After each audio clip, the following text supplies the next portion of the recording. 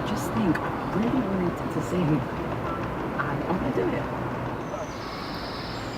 You learn to live. You take the news. You mull it over with cakes and stews. You go about your daily lives as if it's fine. Until the day arrives. You have to sit down.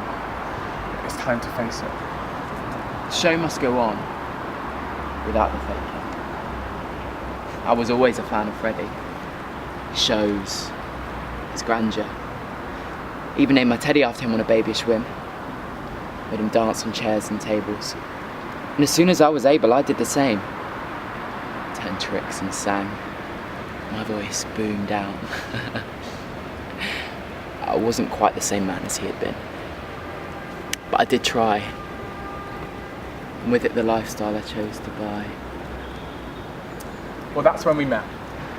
Him, a dancer, not very good.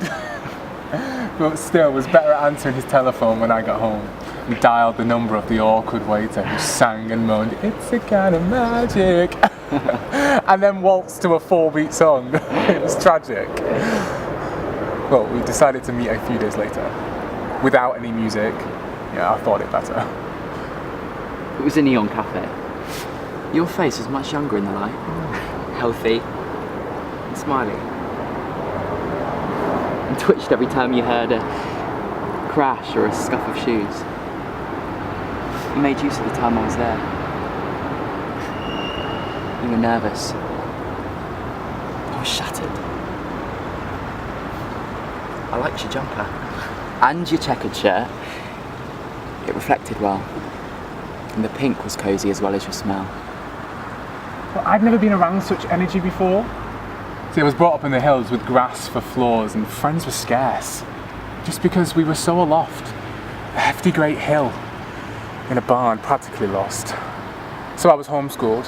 Well, until I ran away. I thought there was something about me I needed to say. And for some strange reason, this guy with his silly sachet alerted me to a fresher way of speaking my mind and being who I was. I made a commitment to him because he made me feel my heart had found the glove that belonged to a man. I found somebody to love. I wasn't the one who wanted to move in. But once we had it was fine. Far less sinning and more normal, like everybody else. We had a kitchen, a Hoover, books on shelves, and I could dance around with just him to see. Singing naked, recreating, "I want to break free." It was great having a love that was reciprocal amidst the chores. I adored the kissing. Now in private and behind our own locked doors.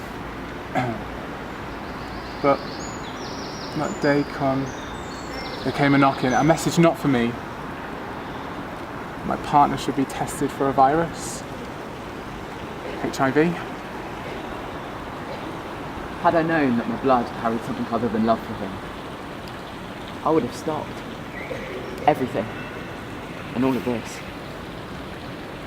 Wouldn't have tempted fate with a kiss. But now we're sat here, the two of us. Both full of cells that make us rough. It's not as if he was the great pretender. Or a man that was sexually abusing his gender by flailing himself from male to male. No. He was just an unlucky sailor aboard a ship. I'm not sure which one. But he sailed with me. So we both were done. His eyes look dark. I love him still. I wonder if we'll survive this ill together. There is something now that doesn't feel right. Will this intrusion that I love expire? And if this breaks us, will we still manage to revive some loving memories that were the days of our lives?